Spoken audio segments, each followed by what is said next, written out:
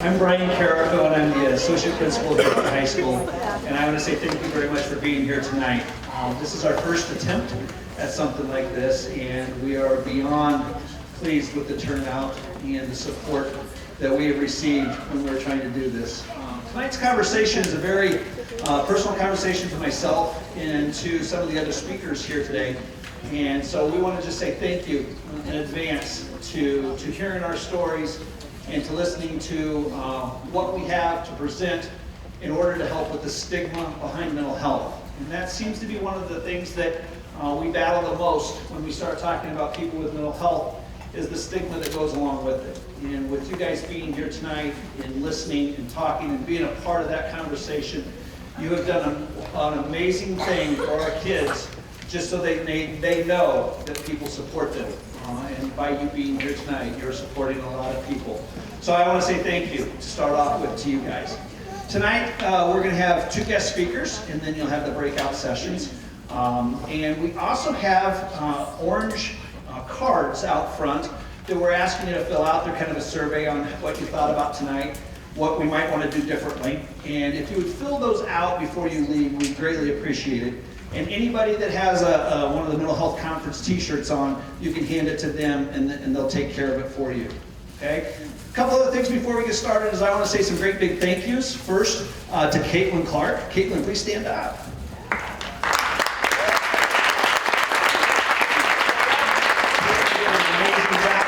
Organized and doing a lot of the legwork and designing the t-shirts, I think. Oh, you didn't do that? The other person I want to thank is Jean Muhammad, and Jean's going to speak to you here in a minute, but she's also been huge in planning tonight. So give Jean a round of applause. I'd also like to thank the administration here in the Ames Community School Districts. Our superintendent, Jenny Reisner, is here. She's been supportive beyond measure for what we're trying to do at the high school and what we're trying to do in our community. Amy Lane, our curriculum director, is also here tonight, so thank you very much for being here. They need a round of applause for Mr. Evans, Spence Evans, our building principal, and Jeff Anderson, our other associate principal, for the support that they gave us during this week. And I also want to thank our counselors here that are going to do a presentation for you tonight also. With that, I'd like to introduce Jean, and she's going to read you a story here tonight. Thank you. My name is Jean Muhammad, and I'm the student and family advocate here at the high school. And one of my primary roles is addressing student mental health needs. And today a student shared a piece of writing that just really struck me immediately as so incredibly pertinent to why we're here tonight, and I wanted to share it with you. She gave me permission to share this with you. So, it starts. Dear past and present teachers, I'm sorry. I'm sorry that I failed you. I may have started out as a good student, but then I failed you.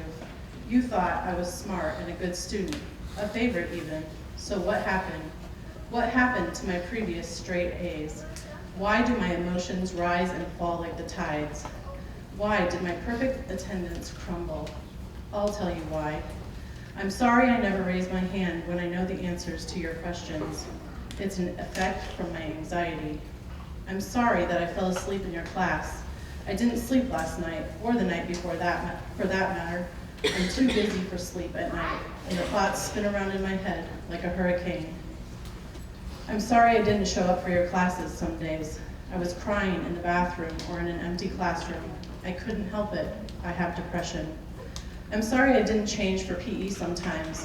I just can't wear shorts, lest you see the cuts and scars on my legs.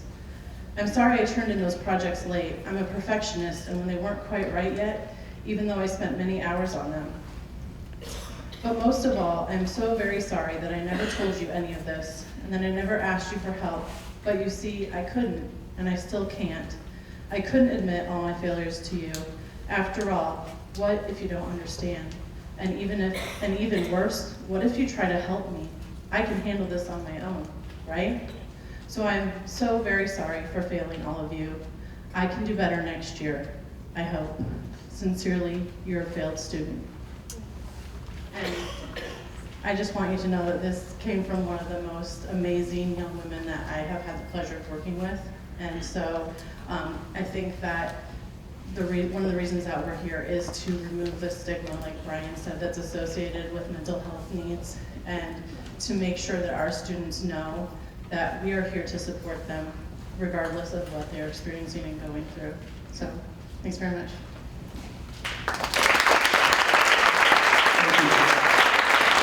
Our first guest speaker tonight is Lyndsey Fennelly. Lindsey was a 4-year starter and an All-American at Iowa State University. She was then drafted to the Women's National Basketball Association in 2007. Upon graduation, she began training athletes both mentally and physically, offering motivational speaking and serving as a volunteer for community services in need. Tonight, you will hear Lindsey speak about reducing the stigma of mental health. She aims to showcase how difficult mental health can be regardless of circumstances, environment, or basic factors like gender, age, race, or socioeconomic status. Lindsey will share her story and shed some light on what triggers to watch for, proper treatment, and the key to having a strong support system, but most importantly, learning to accept an imperfection. Please join me in welcoming our keynote speaker tonight, Lyndsey Fennelly.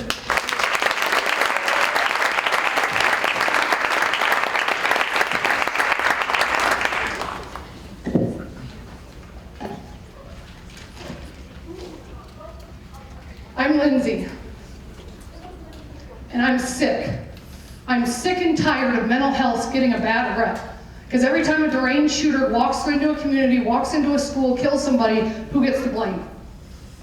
Mental health. I'm sick of mental health always being the bad guy. Because there's something more than wrong with this person's brain, no question, but there's something wrong with his heart. So let's stop blaming mental health for that. I'm sick of people looking at my wrist like, is that why Lindsey was in the hospital for 21 days last year? Did she try to kill herself? Did she try to hurt herself in some way? I'm sick of people not taking my mental illness seriously just because suicide wasn't my thing. Because on my wrist, I'm reminded of the good things I have in my life. And more importantly, because suicide was not something that was my issue last spring. Last spring, I was hospitalized for 21 days at Mary Greeley Medical Center. I was at the behavioral health unit, the 6th floor, for 21 days. And this is what I did for most of them. I paced. Because I'm manic. I'm really manic. And both my therapist and psychiatrist are sitting here and they're smiling big and wide because they know how manic I am. I'm so manic, I can't even sit in therapy sessions. So I have a therapist who walks the streets of Ames. Some of you in this room have honked at me because you know that I cannot sit still, so instead my therapy sessions are out in the open, and I am an open book. And I have a story to tell, and I'm gonna get there, but I gotta tell you how sick I am. Because mental health is important, whether you're considering taking your life, or whether you're just a mom that can't even be still with your kids, or do a presentation and your hands shake the entire time. I'm sick, all right. I'm sick because I have a condition that I was born with. Mental health is not a choice. Mental health is something that we are given by birth. It is a genetic condition. Some of them range in really, really severity, and again, some of them aren't as serious, but why don't we take it that serious? Because we don't take it serious until someone calls out mental health for something negative, or we don't consider it serious till someone takes their life. So I'm here to tell you about my life and how I deal with mental health on an every single day basis. And let me tell you what else I'm sick of. I'm sick, period. I'm sick. I take medication every day. I go to therapy sessions once a week. I see my psychiatrist once a week. And I've asked this question of myself so much lately. Why me? Looking up. Why me, God? Why did you give me mental health? I am the most positive person I have ever known. My husband will tell me, Lindsey, you are the toughest son of a... I can't swear, because it's a school, and Elisa Franzen sitting there. Damn. Well played, Ames High. But I'm sick because I have a condition that targets me every single day, that affects my brain, and again, it's something that I cannot choose. And nobody takes it seriously because no one stands on top of a mountain when people stand on top of a mountain when they're beating cancer, and no one does that for mental health. So I've told my people around me, you gotta help me through this, because find me a mountain, I'm ready to climb. So thank you for having me tonight. Thank you for letting me give a little bit of insight to a condition that's debilitating and scary and very, very, very, very heartbreaking to have. I have bipolar. And I've never said that in front of a group of people, and I'm going to say it again. I have bipolar. I have bipolar. I have bipolar. Damn, that feels good. Thank you.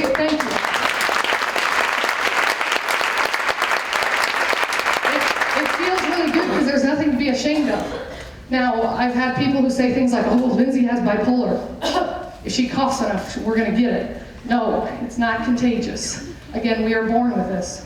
But more importantly, I don't like the labels, because as soon as you tell somebody that I have bipolar and not I am bipolar, because we aren't our illnesses, we aren't our imperfections, we simply have them. And there's a big difference between the two. But when I tell people I have bipolar, they're like, okay, let me research bipolar, and they Google it, and they see the word manic. And raise your hand if you've ever heard the term manic before. Oh, so a lot more of you than I would have thought. I am insanely manic. I never have slept very well. You notice that I pace in everything I do. I respond to emails as quickly as humanly possible. I will try to do a game on color, so I do color commentary for the Iowa State women's basketball game. I'll be tweeting about it at the same time. I'll be talking live on air. I'll be responding to a text message to a best friend. I'll be emailing somebody who's I'm doing a training session with, and I'll be sending out a blast email about Campus Cycle, all within the same 10 seconds. You're like, that sounds fun. And it kind of was fun. I'm not gonna lie. It was really fun. But it was also really hurtful, because I'm going to post a picture tomorrow on social media, and it's the first time I've ever been still with my children. Still, just me and my kids, nobody else. And my daughter, she's a little hellion, and all she does is move, and I love her for it, because it means she's got a piece of me in there. But there's this picture, and my husband took it, of just us with just the kid, just me and the kids, and just still, all three of us. And still is so hard for me to get to, still is so hard for me to find, so I take medication for it, and I'm good with it. But if you Google bipolar, I kind of dealt with the manic side. Again, I like the manic side. Heck, there's people in this room that have probably partied with Manic Lindsey, and Manic Lindsey's a good time. Manic Lindsey's got ideas. Manic Lindsey wants to create things. Manic Lindsey is constantly on the go. But I didn't realize how hurtful it was till I couldn't even be at peace with my own children. Now something I'm getting more used to. But if you Google bipolar, the other words you come up with, does anyone know? What's the other side of bipolar? Anyone? You get a high five, free women's basketball tickets. Shameless plug, come to the game Sunday afternoon, 3:30. Hey, we got a big game, so make sure you come. Yes, depression. Okay, now when I say the word depression, this one still kind of eats me the wrong way. And it gives my therapist and psychiatrist more work than they know that they have ahead of us. Because I am the person who not only tweeted about it, and Instagrams about it, and Facebooks about it, but I believe that life is so short and so precious and so meaningful that I really haven't had a bad day since 15 years ago, since I met my husband. Seriously. Seriously. I haven't had a bad day because, and I'll tell you the truth of it is, because my husband was born with a congenital heart defect. So when I look up to God sometimes and I just need to ask him, why me? Why did you give me a mental health condition? And then sometimes I sit back and I think, well, maybe he put the troubled mind and the troubled heart together and said, we'll go off and try and build a family. And we have. And the two best things that we have are our two children. But when I think back to that word depression, how could I be depressed? I mean, the guy looks like Justin Timberlake. He's so good looking. And how could I be depressed? Because I have a nice car and I drive nice houses. Or I don't drive nice houses.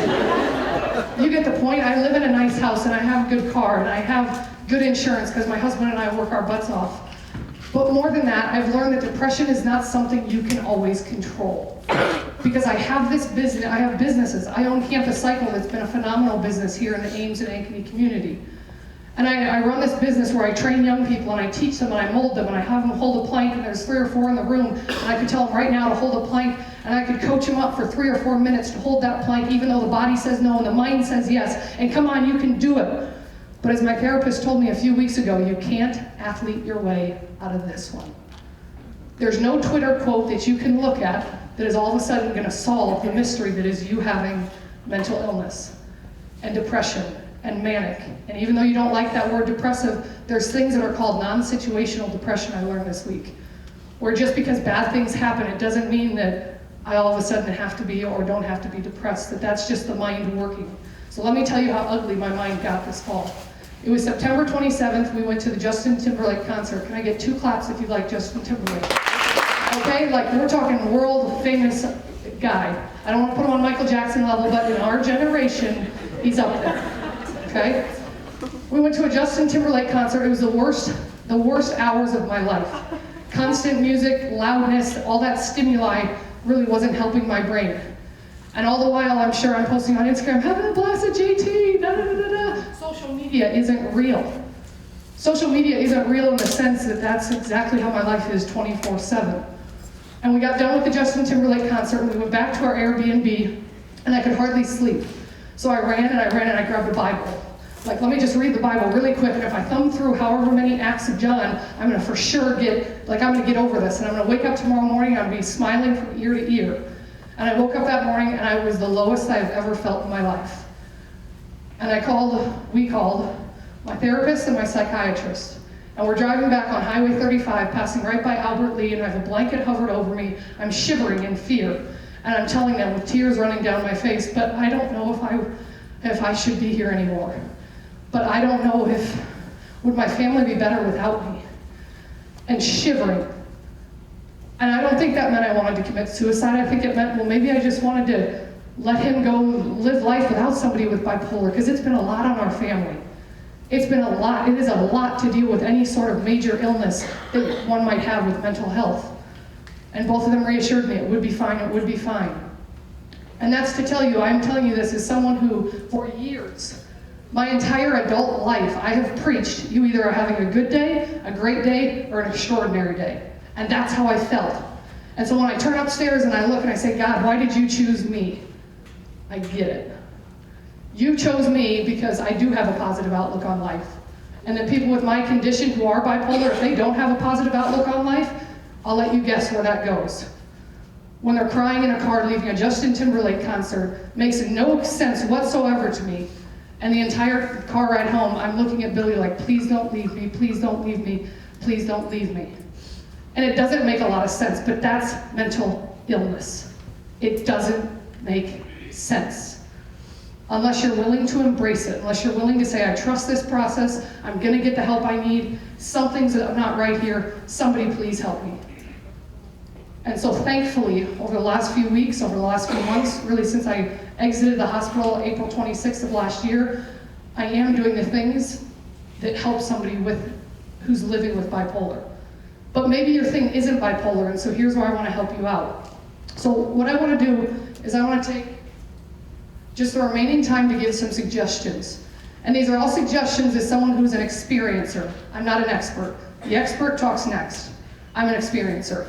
The expert are the people who were standing out there with their tables on a cold winter evening handing out important information. The experts are my psychiatrist, my therapist. I joked with them that if I couldn't make it through this speech, I was going to throw the mic at them. But I'm not going to, because I'm feeling really good, because you guys are paying phenomenal attention. Your eye contact means the world to me. So what I want to just leave you with are 3 things. And you could be sitting here and you could have nothing to do with mental illness. You don't have a sibling member, you don't have a family member, you don't have a friend. I would call you kind of blind, dumb, or stupid. But you're sitting here right now and you're saying, I don't want to accept it. Because even until Monday morning, when I had my last psychiatry meeting, I didn't want to accept it. And I got into that campus cycle room and I started pedaling, and then that's when I had that God wink moment, like he was telling me something. I gave you mental illness because you can now go talk about it. Because people don't want to talk about it, because you're willing to be vulnerable, because I truly don't have anything to hide. And so regardless of whether this makes sense to you or not, my hope is that you take one of these 3 things and that we all do them better. Because I know for me, as someone who's living with mental illness, I know it certainly has helped me. The first one is communication. We all have to get off our phones. We got to communicate better with each other. We have to look each other in the eyes. We have to slow down enough to ask somebody, how are you doing? And when you say, how are you doing? And someone says, just another day in paradise, as I have said for the last 15 years, because I've copied my mentor and someone who means the world to me, this is paradise. It died.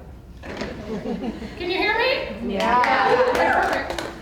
So I was one of those people who I always say, somebody would say, hey, how you doing today, Liz? And I'd say, well, it's just another day in paradise.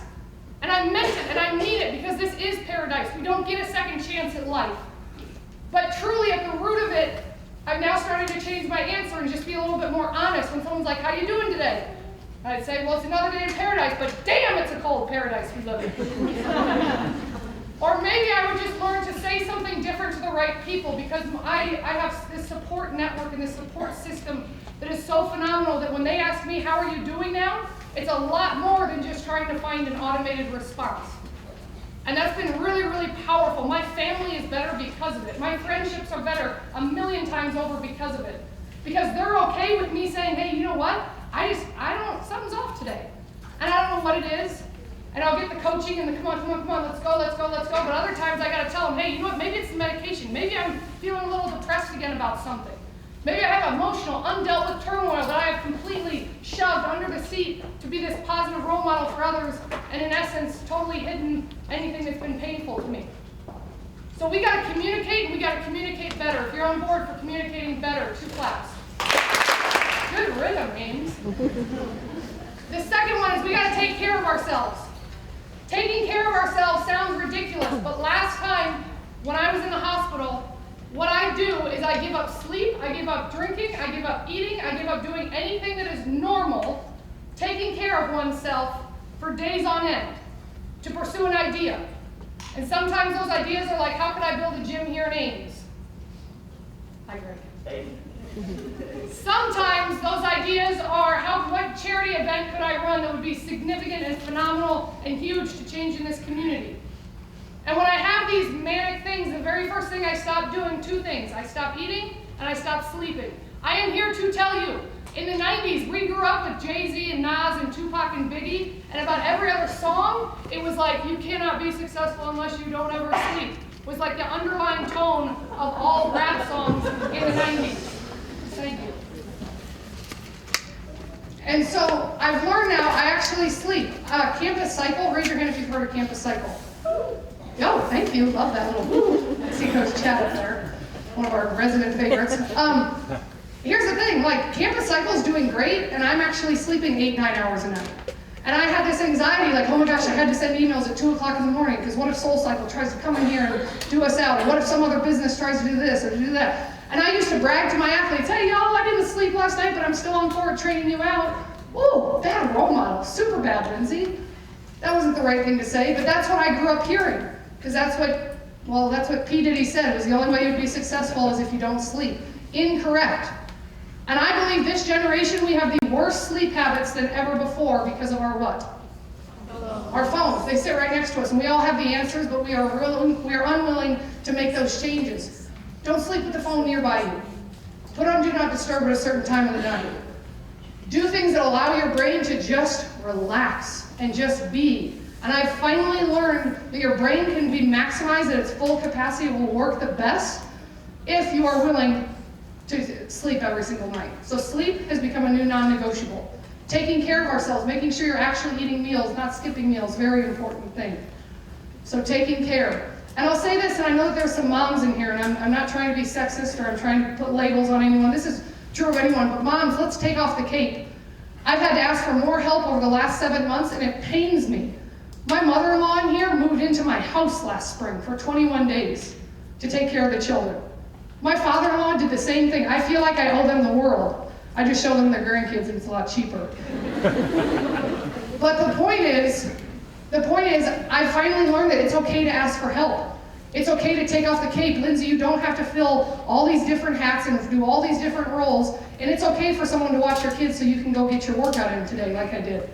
And it's uncomfortable and it doesn't make me feel right away. But when you have a strong support system, anything is possible. And when people look at me and they say, wow, you're recovering well, I have a great team. And that great team is the doctors and the therapists and the psychiatrists. And it's those people, but it also, the real team starts at home. So let's make sure we're protecting our teams, we're taking care of them, we're asking people around the holidays. You have family coming in and visiting, ask them to watch the kids so you can get some you time. So taking care, 2 claps if you're gonna take care of yourself, maybe a touch better. All right? And then the last one is embrace. And I say this one most confidently because I finally have embraced it. And this event forced me to do it. Embrace who you are. There is no one here who is perfect. No one. Whether you have cancer, whether you had cancer, whether you have diabetes, whether you have a mental illness, whether you have whatever it may be that you have, It is okay to not be okay. Let me say that again. It is okay to not be okay. Is it okay to talk about your faults and to show people that it's okay? Social media, Lindsay's got it going on. She's got the 4 kids, or not 4 kids, dear Lord. No, I told y'all I was sick. No, she's got 2 kids and this beautiful family, and I do have it all. I truly, truly do have it all. But I have it all because I'm finally willing to say, you know what, I have a problem and I need help. So may we all, especially as the holidays are coming around, just learn to embrace who we are. And if you have ADHD, I have ADHD too, and my coach who's still sitting in here, I never listen to him, ever. Don't tell him I just said that though. I never listened to him because I had ADHD, and so he would be coaching me, and off on the sidelines, I'd look at his son, who was my boyfriend at the time, and this is where it all gets kind of confusing. But I could do like a lot of things with ADHD, and I've always told people that I think I have something about me. I don't know, I can do a lot, and I can be listening to one person, but listening to 3 other conversations happening just down the hall all at the same time. That's a skill. So yes, I have ADHD. And OCD. OCD, embrace it. It just means your house is cleaner than everybody else's, right? I know I got a sprinkle or a tickle, or depending on what you look at, probably a big amount of OCD too. And heck yeah, hell yeah, I have bipolar. And I'm damn proud of it. Damn proud of it. So embrace who you are. None of us are perfect. None of us look the way we necessarily want to, but we are who we are, and the only thing we can do is every single day put our best foot forward and make the most of it. And if you're struggling with something for mental health, please get help. Please don't sit there in silence. Know that I'm going to be loud and proud about this thing because he gave it to me, and I'm very, very proud of that. But not everyone has to be loud and proud. I don't expect one of you to be doing this next year. Like, that's not what I'm saying. But be who you are, because who I am is this. And be very, very proud about whoever it is that you are, whatever it is that your parents gave you. And so here's the last thing I'm going to ask you to do. Go ahead and close your eyes. Today is November 15th, 2018. You will never get it back. Make the most of it. Smile through it. Battle like hell. And have a damn good time. Thank you so much. Have a great rest of your evening.